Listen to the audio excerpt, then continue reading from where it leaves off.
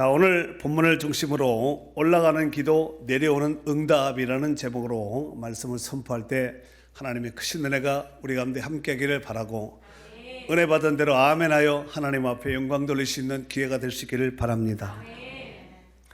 여러분도 잘 아시다시피 요한계시록은 예수 그리스도의 재림으로 말미암아 결정적으로 도래할 전, 현 우주뿐만 아니라 온 우주의 대종말론적인 종말론적으로 이제 겪게 될 3대 7중 재앙에 대해서 기록을 하고 있습니다.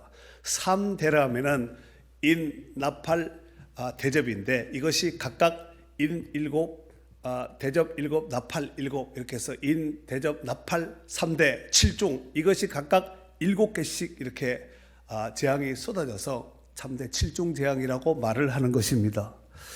그 중에서 첫 번째 재앙인 7인의 재앙이 나오는데 그것이 요한계시록 6장에 나옵니다. 6장에 보면은 7인을 뗄 때 하나, 둘, 셋, 넷, 다섯, 6가지 해가지고 6개가 6장에 기록이 되고 오늘 본문인 8장에 보면은 이제 시작하면서 7째 인을 떼는 것을 소개하고 있습니다. 우리 8장 1절 한번 읽어볼까요? 8장 1절 시작. 7째 인을 떼실 때에 하늘이 반 시간쯤 고요하더니. 자, 성경을 잘 보고 답변하셔야 됩니다. 7째 인이 떼어졌어요? 뗐습니까? 저절로 떼어진 것이 아니라 뗐다는 것이지요. 그러면 누군가가 뗀 자가 있다는 얘기가 아니겠습니까? 누가 뗐을까요? 자, 6장 1절, 그 앞에 6장 1절 보도록 하겠습니다. 자, 읽습니다. 시작. 내가 봄에 어린 양이 7인 중에 하나를 떼시는데 아멘. 자, 어린 양은 누굴까요? 성부 하나님일까요? 성령 하나님이실까요? 예수님이죠. 예수님이 뗐다는 얘기죠. 그 인을 6장에서는 6개를 떼고 8장에 들어와서는 이제 마지막 7인을 뗐다는 거죠. 그분이 떼었습니다. 자, 그리고 떼자마자 하늘이 반 시간 한 30분 정도 조용한 거죠. 폭풍 전야같이 조용합니다. 그리고 2절 내가 봄에 하나님 앞에 7 천사가 서 있어 7 나팔을 받았더라 그랬습니다. 자, 여기 보면은 7 천사가 하나님 앞에 서 있다 그랬죠. 그리고 7 나팔을 받았다 그랬습니다. 그러면서 이제 오늘 본문에 보면은 이제 또 다른 천사가 와서 제단 곁에 서서 금 향료를 가지고 많은 향을 받았으니 이는 모든 성도의 기도와 합하여 보좌 앞 금제단에 드리고자 함이라 하고 말씀하고 있습니다. 그리고 2절과 3절 제가 금방 읽어드린 2절과 3절 가운데 보면은 7 천사나 그 다음에 3절에 나와 있는 또 다른 천사나 공통적인 것이 있습니다. 그것이 뭐냐면은 서 있었다는 것을 알 수가 있습니다. 여러분, 서 있다는 것은 무슨 뜻일까요? 하나님께서 명령하실 그 명령을 받들 준비, 스탠바이 상태라고 보면은 좋을 듯 싶습니다. 여러분도 잘 아시다시피 구약 성경에 모세에 의해서 성막이 만들어집니다. 성막 안에 많은 기구들이 있지요. 그 가운데서 제단이 있습니다. 제단.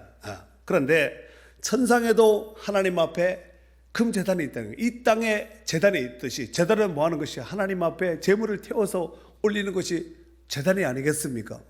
모세 시대는 노수로 만들었고 솔로몬 시대는 금으로 만들었습니다. 그런데 천상에도 제단이 있는데 그 제단이 금으로 되었다고 우리 성경에 이렇게 말씀하고 있지요. 네. 3절 중반절에 이는 모든 성도의 기도와 합하여 보좌 앞 금제단에 드리고자 함이라 그랬습니다. 보좌 앞에 금제단이 있다는 거예요. 거기에 하나님 앞에 드리는 기도가 올라간다는 것입니다. 자, 그렇다면은 그 제단에서 우리가 이제 땅에서 하나님 앞에 하나님의 백성들이 제물을 가져와서 제단에서 태우지 않겠습니까? 태우거든요.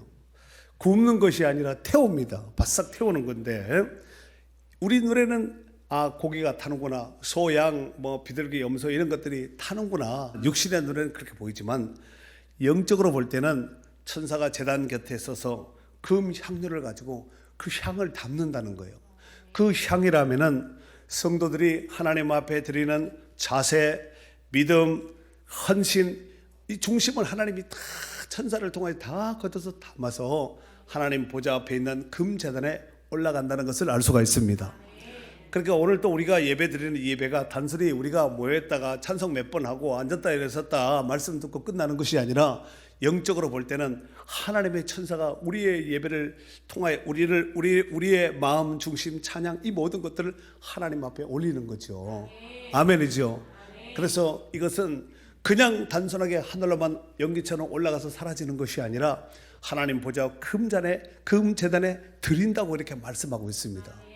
그러니까 예배는 정말 귀한 거예요. 예배뿐만 아니라 하나님 앞에 모든 것들은 드리는 모든 것들은 다 귀한 거예요. 왜냐하면 하나님이 받으시기 때문에 그렇습니다. 자, 4절 말씀을 한번 다 같이 읽도록 하겠습니다. 4절 시작. 향연이 성도의 기도와 함께 천사의 손으로부터 하나님 앞으로 올라가는지라. 아멘. 자, 향연이 성도의 기도와 함께 천사의 손으로부터 하나님 앞으로 올라간다고 이렇게 말씀하고 있습니다.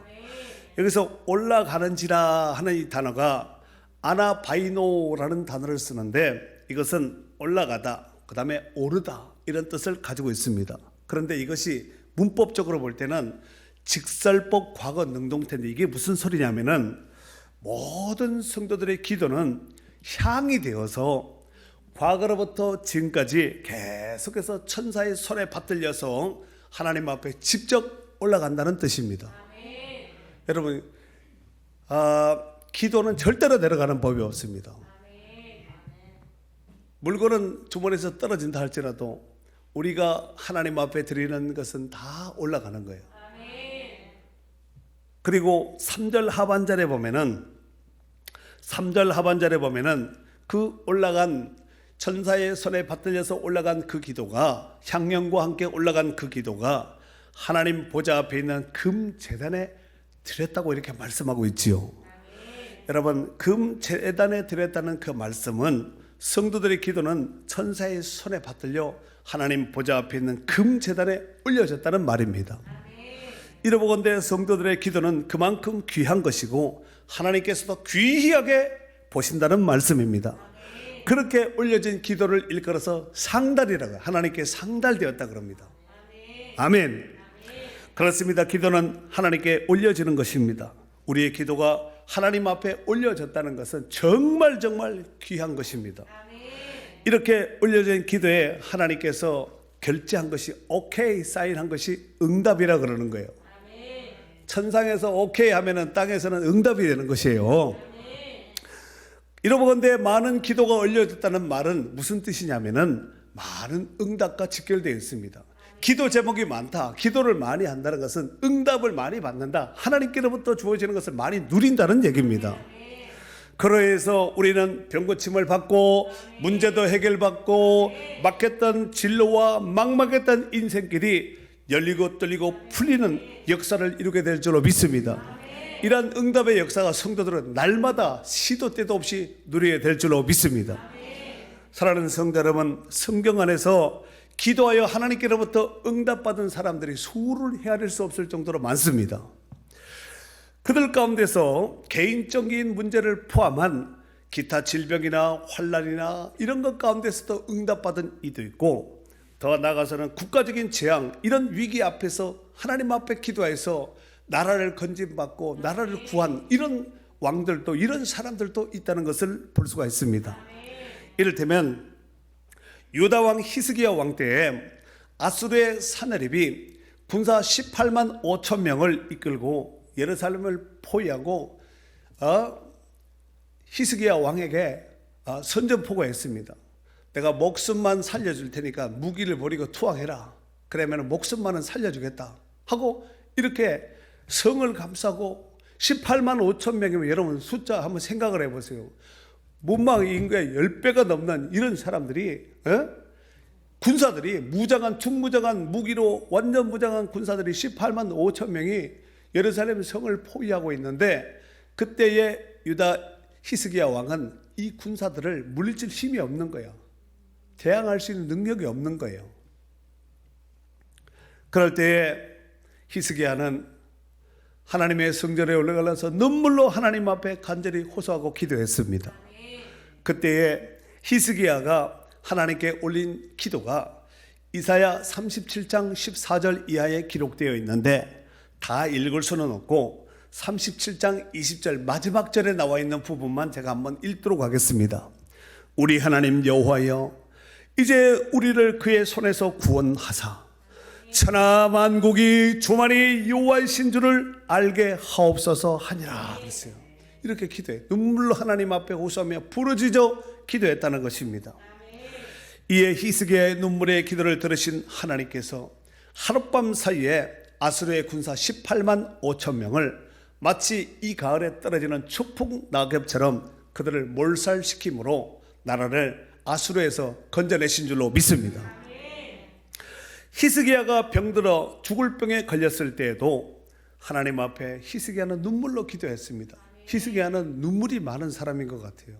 눈물로 하나님 앞에 기도하면은 하나님께서 그 눈물의 기도를 절대로 거절하지 않고 그 눈물의 기도를 하나님께서 그대로 허명하시고 응답하시는데, 그가 병들어 죽게 되었을 때 하나님 앞에 올린 기도 내용이 이사야서 38장 9절 이하에 보면은 기록을 해놓고 있는데 다 읽을 수는 없고 14절서 16절까지 한번 우리 집사님이 히스기야의 마음으로 눈물을 흘리면서 한번 읽어보세요. 나는 제비같이 핫같이 지적이며 비둘기같이 슬피 울며 내 눈이 쇠하도록 앙망하나이다. 여호와여, 내가 압제를 받았사오니 나의 중보가 되옵소서. 주께서 내게 말씀하시고 또한 친히 이루셨사오니 내가 무슨 말씀을 하오리이까. 내 영혼의 고통으로 말미암아 내가 종신토록 방황하리이다. 주여, 사람이 사는 것이 이에 있고 내 심령의 생명도 온전히 거기 있사오니 원하건대 나를 치료하시며 나를 살려주옵소서. 아멘. 하나님, 나는 제비 같습니다. 학 같습니다. 슬피 우는 비둘기 같습니다.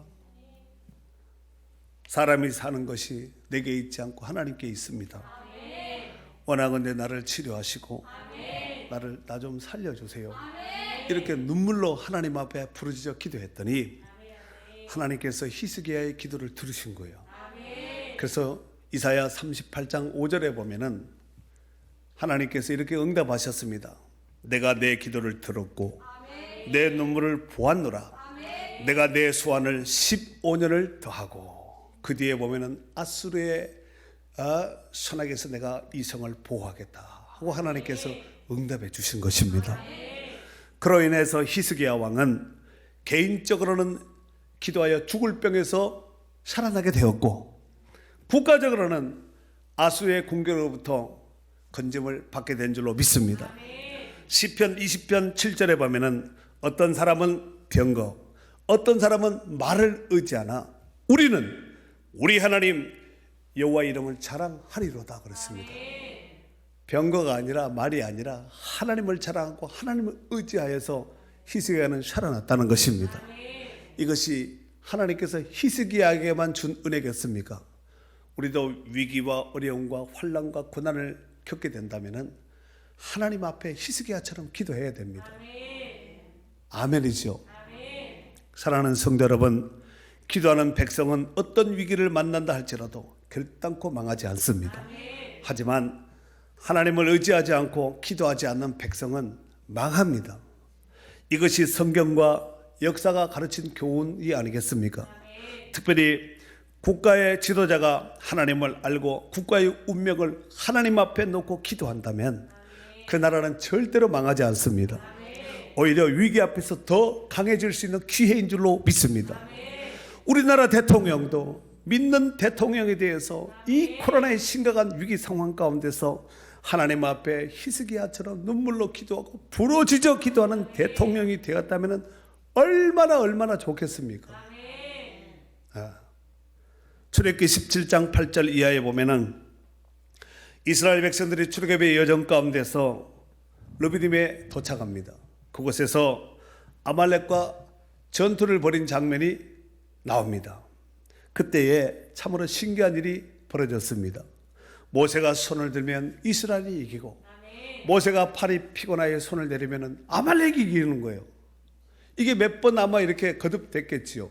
모세가 팔이 아파서 팔 내렸다가 피곤해서 내리고 있을 때 보니까 산 위에서 지금 보고 있는 것이니까 아말렉이 막 이기는 거예요. 그래서 모세가 손을 들고 또 기도했겠죠. 주여, 안 됩니다, 주여 막 부르짖으니까 이스라엘이 이기는 거예요. 이것을 곁에서 지켜보고 있던 아론과 훌이, 한 사람은 오른팔을, 한 사람은 왼팔을 붙들고 들어 올렸더니 하루 종일 그 손이 내려오지 않았습니다. 그로 인해서 하루 종일 승리하게 된 줄로 믿습니다. 그리고 그 하나님 앞에 전쟁에 승리한 것을 기념하여 쌓은 제단이 있었으니 바로 여호와 니시입니다. 태극기는 기뽕에서 펄럭이지만 여호와 니시 깃발은 기도하는 자를 통하여서 오늘도 펄럭이는 줄 믿습니다. 오늘날 우리가 비록 코로나의 위기 가운데 살아가고 있지만 기도의 손을 높이 들고 하나님 앞에 부르짖고 눈물로 간구하고 호소한다면 하나님의 놀라운 역사로 인해서 이 모든 범사의 삶 속에서 우리를 이기게 하심으로 인하여서 우리의 인생 여정 가운데서도 여호와 니시의 깃발이 펄럭펄럭이는 역사가 있기를 바랍니다. 동쪽에서 펄럭이고 서쪽에서 펄럭이고 남쪽에서 펄럭이고 북쪽에서도 펄럭이고 아파트 위에서도 펄럭이고 아파트 아래에서도 펄럭이고 단독주택도 펄럭이고 시골 농촌에서도 펄럭이고 직장에서도 펄럭이고. 아멘. 시편 28편 2절에 보면은 내가 주의 성소를 향하여 나의 손을 들고 주께 부르짖을 때에 나의 간구하는 소리를 들으소서 하고 기도했습니다. 시편 77편 2절에는 나의 환난 날에 내가 주를 찾았으며 밤에는 내 손을 들고 거두지 않아야 했나니 내 영혼이 위로받기를 거절하였도다 그랬습니다. 나뿐만 아니라 밤에도 하나님 앞에 부르짖어 두 손 들고 하나님 앞에 기도했다는 것입니다. 디모데전서 2장 8절에 보면은 거룩한 손을 들어 기도하기를 원하노라 그랬습니다. 기도의 손을 든다는 것은 정말 하나님의 역사하심을 볼 수 있는 결정타를 보게 될 줄로 믿습니다. 사랑하는 성도 여러분, 여러분의 손은 어떤 모습의 손입니까? 하나님을 향하여 올려지는 기도의 손입니까? 아니면 세상에 쪄들고 찌들고 피곤에 쪄들어서 지쳐있는 어깨 축 늘어진 손만 내려간 것이 아니라 어깨도 처지고 고개도 숙여버린 이런 지쳐있는 손입니까? 여러분도 잘 아시다시피 향로는 제단에 있는 불을 담아다가 하나님의 성막 안에 있는 향단과 또 금등대에 불을 지피는 도구가 바로 향로입니다. 거기에다 담아가지고 향과 분향단과 그 다음에 7 등잔에다가 불을 붙이는 거예요. 하지만 구약 성경의 대제사장의 아들인 아론의 두 아들인 나답과 아비후는 그 불을 꺼트려 버린 거예요. 제단에 불을 꺼트려 버린 거예요. 그래서 불을 붙이긴 붙여야 되잖아요. 그때 뭐 가스라이터는 없었겠지만 하나님께서 주신 불이 아닌 다른 불을 갖다가 하나님 앞에 드렸습니다. 그러다가 하나님 앞에 죽어버린 거예요. 좀 더 정확하게 말하면은 하나님이 그들을 죽여버린 거예요. 제사장이지만 죽여버렸습니다. 오늘날 성도들 중에서도 기도의 불을 꺼뜨리고 종교 생활을 하는 사람들이 참 많습니다. 심지어 자기의 기도의 불이 꺼진지도 모르고 켜진지도 알고 착각 속에 사는 이런 성도도 많습니다. 오늘날 정말 우리가 이 기도의 불을 붙여서 정말 기도의 불을 통하여서 하나님의 역사를 경험하고 하나님의 기적을 체험하고 하나님께로부터 공급되는 온갖 좋은 것을 누려야 될 줄로 믿습니다. 일반적으로 기도를 영적인 호흡이라고 합니다. 실질적으로 시브리 말로 기도는 테필라라는 단어를 씁니다. 데필라가 아니라 테필라라는 단어를 쓰는데 이 라의 하가 숨을 쉬다는 뜻입니다. 입으로 숨을 쉬다는 얘기인데 이것은 하나님을 향하여 숨을 쉬는 자, 테필라라는 단어가 뜻이 하나님을 향해서 입을 벌리고 숨 쉬는 자 이런 뜻입니다. 그러니까 숨은 살아있는 사람이 쉬는 것이지 죽은 사람은 숨도 필요 없습니다. 뭐 숨이고 뭐고 다 필요 없지요. 마찬가지로 살아있는 성도는 하나님을 향하여서 입을 열고 숨을 쉬는 코로 호흡하는 자예요. 그래서 영적 기도를 일컬어서 영적인 호흡이라고 말을 하는 것입니다. 그런데 아무리 성도라 할지라도 하나님을 향해서 숨을 쉬지 않는 자는 살았다고 하는 이름은 가졌지만 실제로는 죽은 상한 송장과 똑같습니다. 송장이 숨 쉬는 거 보셨어요? 그러니까 송장이지. 그런데 문제는 산 송장이에요. 살아있는데 송장입니다. 참 신기하죠. 그런 사람에게는 성령의 역사하심이 없습니다. 오히려 악령이 역사합니다. 사단이 역사합니다. 성령의 역사하심이 없는 사람은 피폐한 인생으로 고달픈 인생을 살 수밖에 없습니다. 교회는 나오지만 인생이 고달픈 거예요. 그러므로 부디 깨어서 기도함으로 성령의 역사하시는 성령의 사람, 기도의 사람이 될 수 있기를 바랍니다. 제가 목회하면서 느끼는 것은 성도들 중에서 분명히 기도해야 될 제목이 있음에도 불구하고 기도하지 않은 성도들이 있습니다. 참 불쌍하기도 하고 말은 하지 않습니다. 바로 속으로 참 가련하고 불쌍하고 안타까운 거예요. 말을 해도 귀에 안 들어오니까 순종하겠습니까? 그런 성도들 제가 바로 속으로 그러는 거예요. 한 번도 말은 하지 않았습니다. 저 사람은 무슨 배짱으로 저럴까? 무슨 배짱으로 저럴까? 그러다가 뭔가 하나 터지면 와장창 정신없이 깨지는 거죠. 참 깨지기 전에 저는 느끼거든요. 그래서 기도하라고 그렇게 얘기를 해도 그냥 목사님이니까 기도하라 그러지 하고 넘어가는 것 같아요. 그럼 제가 한번 여러분에게 질문을 해보도록 하겠습니다. 여러분은 기도 제목이 있습니까? 그리고 그 문제를 놓고 여러분 어떻게 기도하고 있습니까? 집에서 밥 먹을 때만? 여러분 적당한 기도 제목이 있다는 것은 복이에요. 만사형통이 좋을 것 같지만 만사형통 돼서 신앙을 떠나고 하나님을 떠난 사람들이 성경에도 많고 세상에도 많습니다. 만사형통은 하나님이 기뻐하는 것이 아니에요. 세상적인 만사형통은 하나님을 대적할 수 있습니다. 우리는 모든 것이 주 안에서 만사형통도 돼야 되고 하나님이 공급하시는 것에서 기뻐하고 감사해야지. 여러분 세상적으로 교회 안 나온데도 기도하지 않는데도 믿음대로 살지 않대로 뭐가 잘 된다. 그거는 잘 되는 거 아니에요. 그건 한 방에 가는 겁니다.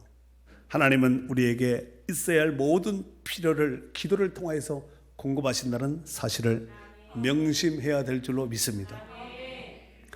기도는 하나님과 우리 사이에 연결되어 있는 파이프라인이라 생각하시면 좋습니다. 여러분 수원지에 아무리 저수지에 물이 많다 할지라도 파이프라인을 연결되어 있지 않으면 아무 소용없습니다. 여러분 물길로 다녀야 돼요.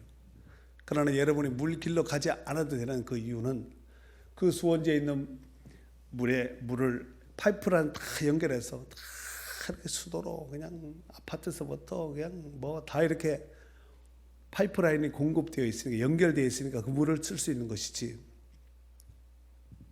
마찬가지로 하나님은 천국에 있는 온갖 좋은 것들을 하나님의 온갖 좋은 것들을 기도의 파이프라인을 통해서 하나님께서 우리 가운데 공급하여 주시기를 원하신다는 거예요. 예수님께서 마태복음 7장 7절 이하에 보면은 구하라 찾으라 문을 두드리라고 말씀하셨습니다. 구하면 주겠다는 얘기, 찾으면 찾아낼 수 있도록 해주겠다는 말씀이 아니에요. 두드리면 열어주겠다는 얘기 아니에요. 너희가 악할지라도 너희 자식에게 좋은 것을 줄 알거든. 하물며 하늘에 계신 너희 아버지께서 구하는 자에게 그냥이 아니라 구하는 자에게 좋은 것을 주시지 않겠느냐 그랬습니다. 오늘 말씀을 정리하면 다음과 같습니다. 성도들이 드리는 제단에서 드리는 제물과 감사와 찬양과 기도 제목들은 하나님의 천사가 금 향로에 담아서 하늘로 올라갑니다. 그래서 하나님께 하나님 보좌 금 제단 앞에 보고하는 거예요. 상달시켜서 보고하는 거예요. 전달자가 천사라고 분명히 말하고 있어요. 그리고 그 향료에 담긴 모든 것들은 하나님 보좌 금제단 앞에 드려지게 되는데, 이러한 것들은 하나님이 받으시는 향기로운 제사입니다. 하나님이 흠양하시는 거예요. 그리고 올려진 우리의 모든 예배와 찬송과 기도와 감사, 이 모든 것들을 하나님이 받으시고 그의 상황과 형편의 때를 따라서 하나님께서 응답을 주시는 거예요. 이 가을에 다시 한번 우리의 마음을 새롭게 하여서 하나님을 향하여서 두 손을, 기도의 손을 높이 들고 깨어서 기도하는 저와 여러분이 될 수 있기를 주의 이름으로 축원합니다. 축원합니다.